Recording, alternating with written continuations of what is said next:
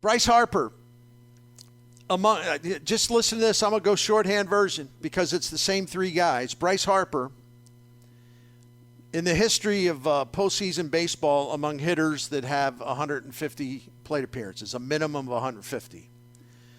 Slugging percentage, Babe Ruth 1, Gehrig 2, Bryce Harper 3. Oh. Boy. Right? Yes. Weighted runs created plus. Postseason. Ruth first, Gehrig second, Harper third. Isolated power. That just strips away everything, and it's a number on your power. How much power do you have? Mm-hmm. History of the postseason, 150 minimum 150 plate appearances. Babe Ruth first, Lou Gehrig second, Bryce Harper third. OPS. Babe Ruth first, Lou Gehrig second, Bryce Harper third. This isn't a record or anything, but I wanted to do a comparative thing. At bats per home run. It's in other words, how many bats does it take for you to hit a home run on average? Lou Gehrig, no, I should say Babe Ruth, 8.6 at bats. This is in the postseason. Bryce Harper, 10.7 at bats. Oh, boy. He hits a home run in the postseason. And Lou Gehrig is about 12 at bats. He was 12 at bats per home run. Super impressive. He's pretty special. He really is. Every time, Bernie, and I said this, I wasn't all on board when he first got here, but he's grown on me, and watching him do what he's doing in the playoffs just shows me he's super clutch. He gets it. He gets everything. And we talked about the Phillies earlier. He's not afraid of anything. I mean, it's like, yeah, just bring it. I'm here. I'm here to play, and I'm here to beat you. And my goodness, that is such a great thing to have in your clubhouse. And he and I don't have it in front of me. I should have looked this up. Bryce Harper didn't have a lot of success in the postseason with the Nationals, but you do remember that he was a teenager when he came into majors. I do think sometimes it takes a little time. As confident as he is and as bold as he is, he had some.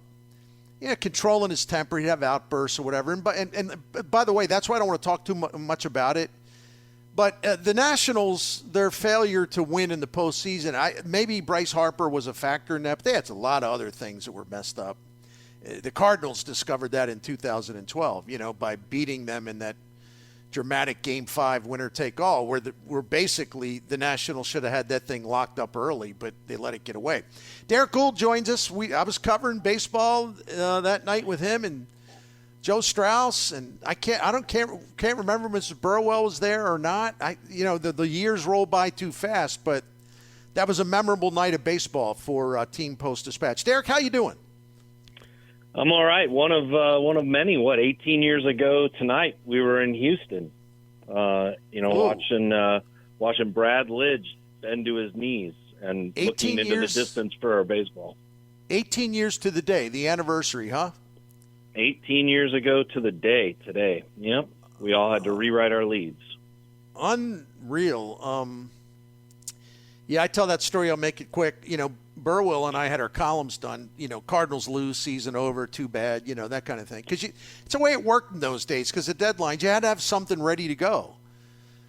If it blows up, then you got to rewrite. You go to plan B, and there's a scramble, and everyone's freaking out except for Derrick Goold and, so on and so forth. And so when he hit that home run, Burwell had one of the greatest, loudest laughters ever.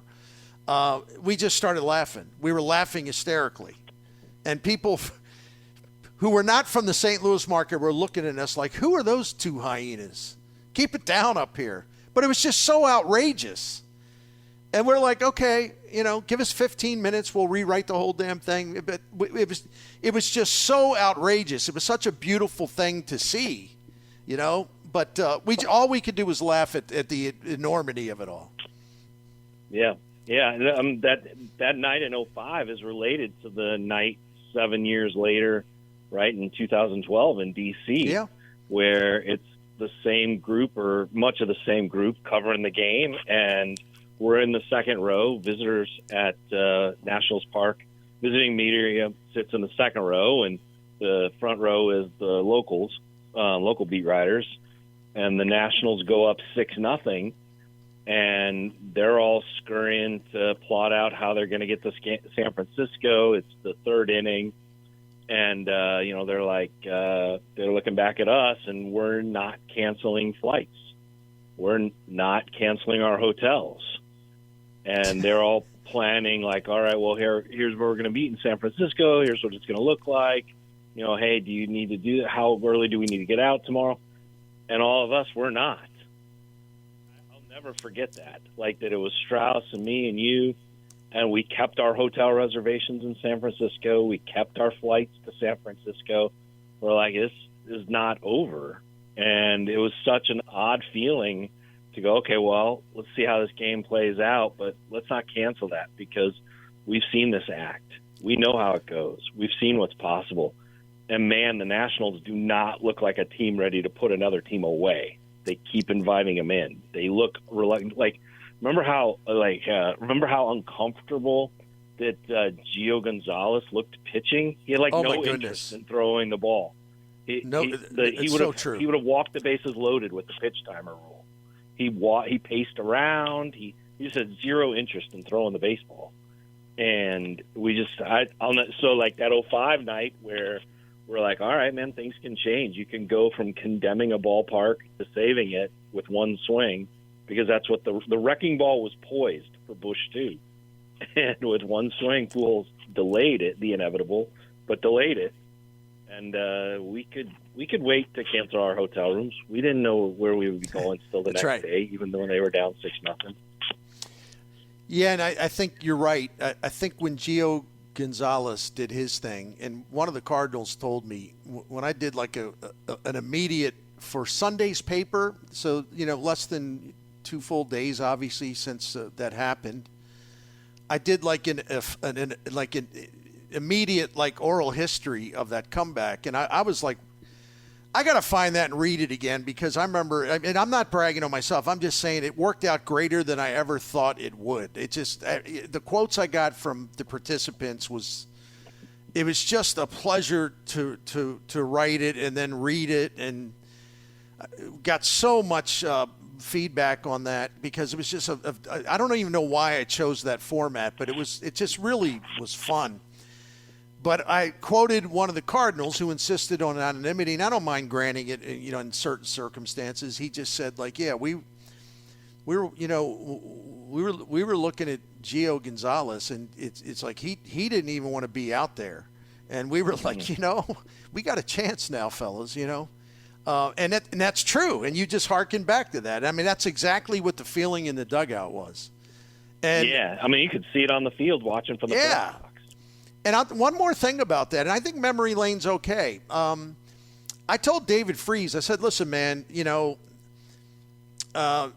nothing will ever, rival 2011, which you did. But I said, I don't know how you took those pitches that were right on the edge. And there would have been times where the umpire would have called a strike 3, you're out, and no one would have said, oh, that pitch was outside. He took two what could have easily been called strikes. They would have ended the game and the season. And he didn't swing. His eye was sharp, and they were both ruled balls. And, baseball, as they say, I don't know who says it, but it's like it can be a game of inches. And you can be a little bit lucky. It depends on, if in that night, the umpire, what his idea of the strike zone was. And it was really tight. And Freese even said, I think in this thing I wrote, the flash oral history, he just said, I kind of closed my eyes for a second. I held my breath. I'm waiting to hear strike 3, And he stayed alive. I think he drew a walk, and then the rest is history. But that was and that's something that you might get lost in the bigger hoopla over that win. A great at bat like that, just really something. See, I feel Bryce Harper was 3 for 23 in that series with 8 strikeouts. By the way, not ready. No, Cardinals he was like a 200 hitter in the playoffs with the Nationals. Well, he's all grown up now, though, isn't he? He is a remarkable player, and I say this with all complete understanding of what I'm about to say.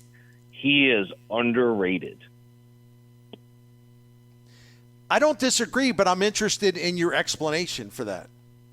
I think, like the game is so hard, and he arrived and drew comparisons to a Mike Trout so often. He was the LeBron James of baseball because of the Sports Illustrated cover story, all these things. And it's like, well, he didn't meet those. Okay, that's true. He didn't meet those by age 24. He wasn't wearing a ring by age 26. All right, he doesn't have the MVPs, all of the MVPs that Mike Trout has. But he is as good as anybody in his generation.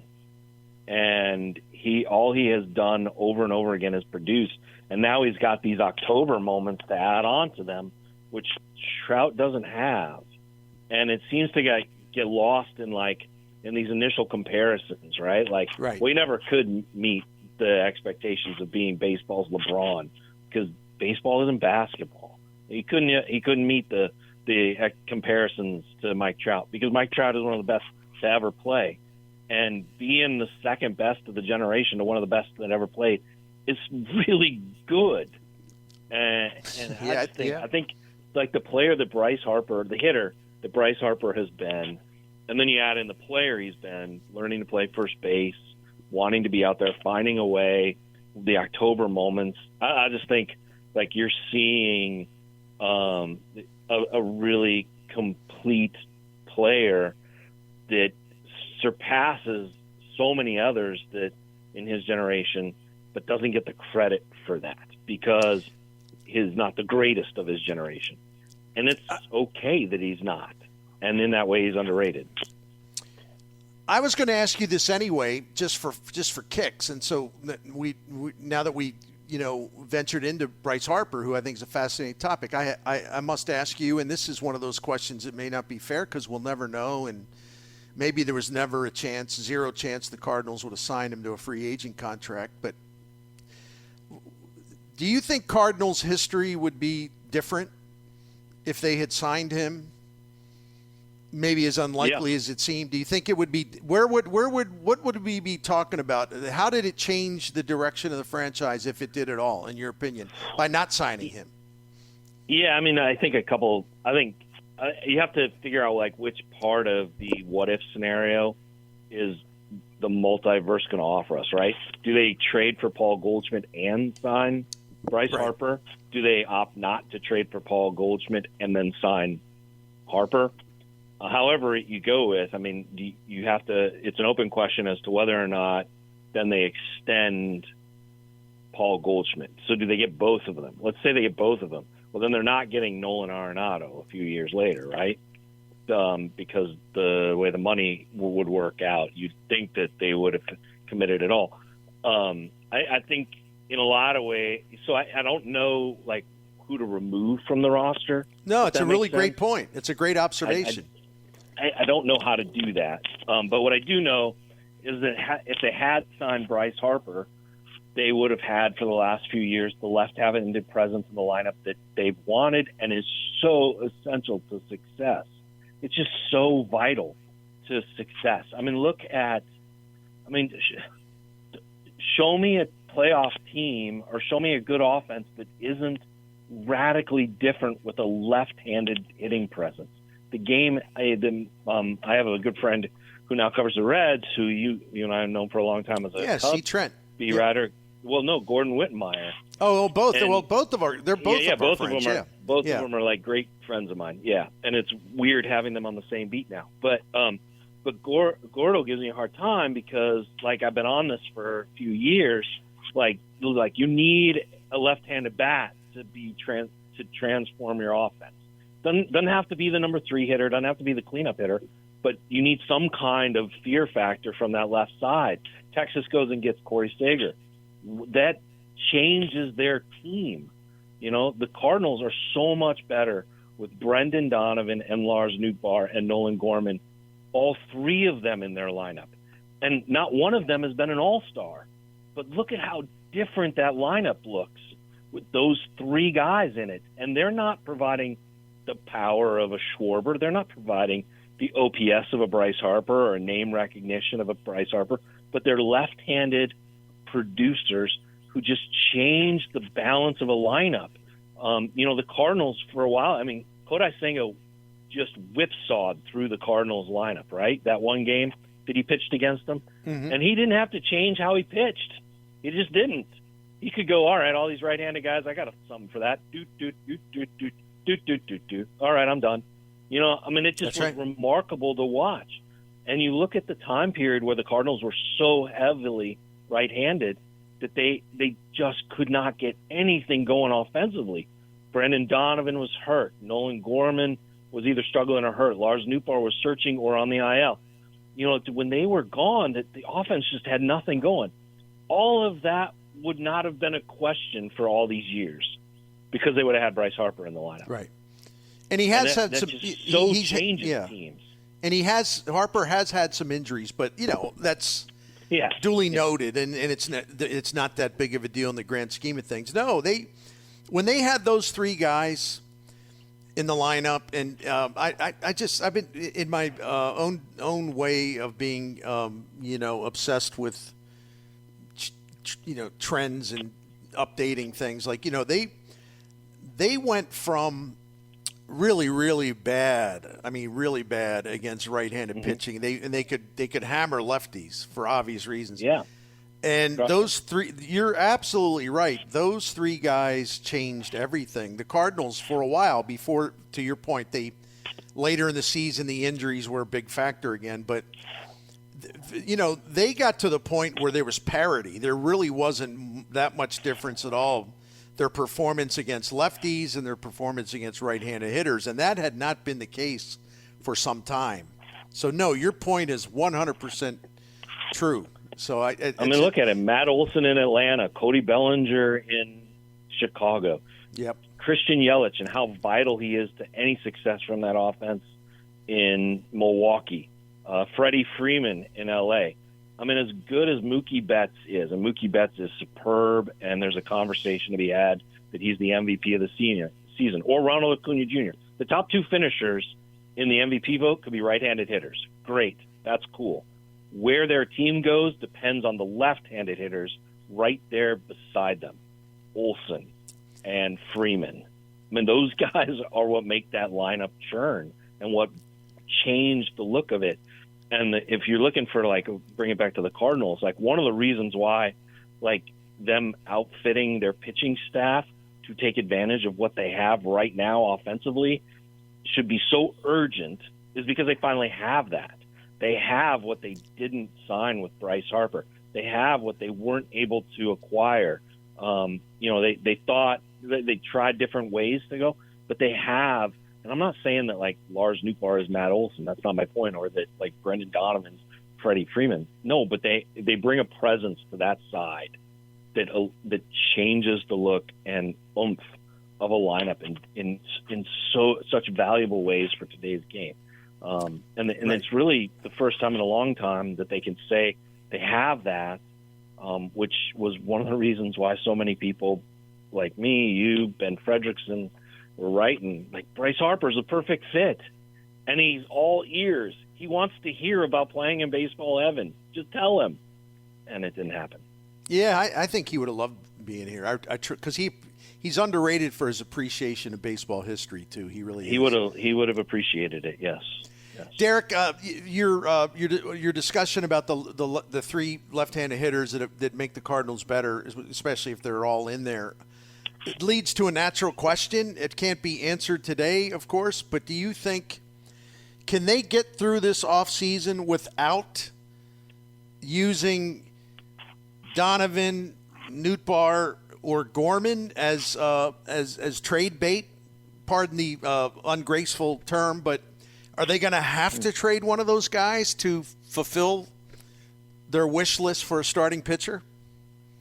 There are a few scenarios that they have workshopped internally where they do not, or they believe they do not. Obviously, it will depend on the asking price from the other teams. which they will connect with in early November. That's why the GM meetings are going to be so vital. The back channel, get intel gathering, conversations towards the end of the season, all those things that they use to line up and kind of workshop and develop a strategy. They believe that there'll be a starter or two that they can trade for that does not take one of those three guys that you mentioned, does not take a Gorman. A conversation with Seattle is going to be trickier, right? Because what they want is offense. They want that offense. And they're not in a spot where they really need to worry about the payroll or the rising salary of a starter. Tampa Bay is in a different spot. Tampa Bay says they're going to raise their payroll. Well, no kidding. When you have a $20 million starter, you have to keep him. Or are you moving that person? I mean, to have 1/6 of a team's payroll in a injury risk starter is a really fascinating thing. Will the Rays do that, or Glasnow, will they right? look for something else? Yeah, Tyler Glasnow. Yeah. Will they look in a different direction? And is that direction it's not going to be one of the young controllable like players like a Donovan or Gorman, because they would want to alleviate those dollars, and by taking out more dollars, you lessen the talent price the theory is that you lessen the talent price. Now there'd be a lot of bidders, so that will increase that. But really what it all comes down to for the Cardinals is their willingness to use the power of the pocketbook to answer those questions and avoid trading those players. There are trades to be had, but you'll take on dollars. There are trades to be had, but you'll take on risk or uncertainty. And there are, of course, free agents to sign. Any which way you go, for them to improve, and for them to improve without trading the players that you mentioned, it includes taking on dollars and spending, from the power of the pocketbook in a way they haven't before. Derrick, I want to ask you about something, and you know how I roll with you in particular. I don't normally ask you about stuff that you haven't directly reported, and so I hope you don't take offense. But let's just call it scuttlebutt that perhaps the Cardinals and Yadier Molina will have some discussions about a role for Yadi going forward. I mean, Martin Kilcoyne. Kilcoyne had a report on that. And it was good. And Fox too. And I trust him. I do trust him. What do you make of that? Do you think? Let's talk a hypothetical thing. Do you think that they can come to some kind of arrangement that would make both sides fired up about it, or are there a lot of potential hurdles that would prevent it from happening? Just your gut feeling on that, your instincts. I don't know, and I wish I saw Martin's report, and I think it's an interesting thing, and it's one that the Cardinals have approached Yadi about before. It's not unusual for them to approach former players with, is there a role, especially as they try to replenish things. They for a while they moved on from, not moved on, they laid off or didn't renew contracts of the former players as they came out of or were during the pandemic. So, Ryan Franklin, Chris Carpenter, these guys left. But as they try to rebuild that and rethink that and increase their staff, these are conversations that they're having. They have, over a while, they talked to Yadi about what does his post-career look like? What does he want to do? Where do the Cardinals fit into that? And, over and over again, it was not real clear that they did. And that is still something that I have not yet had answered is there a place for him to manage the team in Puerto Rico that he's going to manage this winter and be the owner of a professional basketball team and, coach his son and run a volleyball facility for his daughter, I believe. These things that he's doing now, do they all fit with what the Cardinals would want him to do? They've talked to him about coming to spring training. They've talked to him about being around the team. They've talked to him about showing up for Adam Wainwright's retirement party, which he did, but the guarantee wasn't there. And so I think that's a real big part of this conversation is where exactly would he fit in, and what kind of role would that be? Would that be a daily role? I will say this, like, he is not the only former Cardinal on their list. They have talked a lot about, like, who would be a fit for some of the roles that they want to add to the coaching staff. That's a key word there, add. And I think you and I have talked about this, where, who could be both, work both with pitchers and with Wilson Contreras, could work with game planning and game preparation, but also help, decode and check with pitchers, whether that's use of analytics or some other way of game planning. There's a list of former players, not all of whom I know, who they've wanted to, like, see, all right, is this a fit? And what does that job look like? Is it every day in the dugout? Is it through spring training? Is it once a month where you spend a week with the big league team?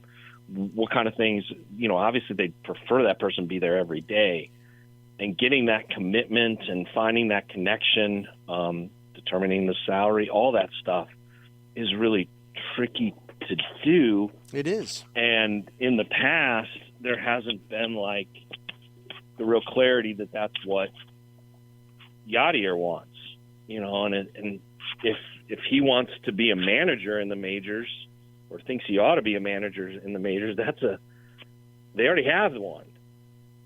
What kind of hire are they making then? It's just it's a really it's been like this conversation, like it's a bit of a moving target, in part because, like, they need to hear from him what he wants to do. Right. And what time commitment he has. But he's not alone. That much I do know. And calling around and asking, I mean, there's been other guys that have come up and, that I've tried to confirm, and it's a lot of the same stuff. What kind of commitment can they get back? It reminds me a little bit, to be honest, of a year ago at this time, when it was like, all right, is there a place for Matt Holliday on this staff, and how that, and how that played out. Derrick, much appreciated as always. Thank you. And are you what's on your schedule coming up? I mean, I know it's baseball, but a lot of college applications with my son. That's what I'm working on. Reading his college applications, helping him organize, and helping him do that. Parent teacher conferences. I got a few days of a break, and then the World Series is on the horizon, and then immediately after that is the GM meetings in the Arizona Fall League, because they overlap. So the GM meetings are going to be fascinating. And it also is in the near future where the Cardinals are at least kicking around the notion of having that postseason wrap up, but one where they can talk more about what their plans are, even if they don't quite have people in the place, for those openings. But they've talked about, they've had their meetings and they've done their evaluations, and they're looking at ways for, like, some of the pitchers to improve. So, like, you have Zach Thompson and I believe Palante are out at a pitching facility, kind of building off of being strong at this point of the year, right? And pitching through October and working on things. Then they have discussed, and they have some ideas as to how they want to structure and improve and expand and modernize their approach to pitching for development. And now the pieces and who where that falls and who's a part of that is also part of the discussion. So they have a lot of things going on that all either are pointed towards coming to a head in the next 14 days, or at least that's their preference. They'd like to have some clarity on that. Well,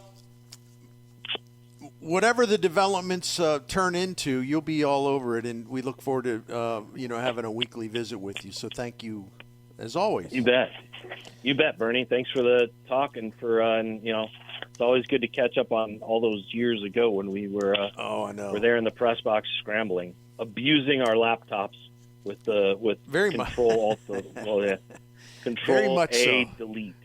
I know, very, very much so. until next week. And I also good. understand in the World Series, you're going to be busy, but if you can work us in, that'll be great. So You bet. thank you. Yeah, of course. All right. Of course, I'll be looking forward to it. That's our friend Derrick Goold of the Post-Dispatch STL today. You should follow him on Twitter at @dgould. You can also make sure you check out the best podcast in baseball. You get that at stltoday.com or wherever you get your podcasts. And then, of course, Derrick, when he's in a normal schedule, he'll do a weekly chat at stltoday.com, which you can always learn stuff by reading that. So we enjoy talking to Derrick Goold, and he's right about the Molina thing, because the thing of it is, that's his thing. I don't know whether they can find something with Molina that he's willing to do and they're comfortable with. Like, Derrick raises a really good point about Molina's kids. And, Molina's just had a 19-year career, which is not much time for family matters except for in the off season. But, he may not want to go all in. I think Molina's in a bit of a quandary here too, because look, he wants to be a major league manager. He's really, really certain about that. But to become a major league manager, you have to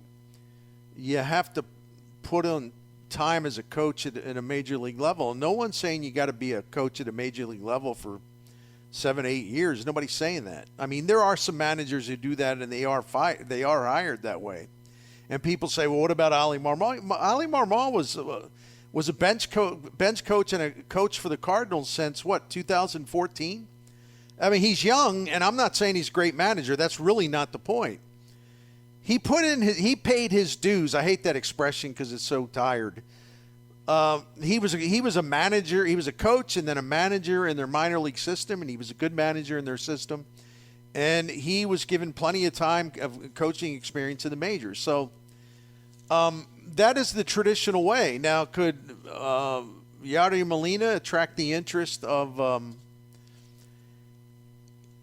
teams that aren't the Cardinals in terms of being a manager if he hasn't coached in the majors?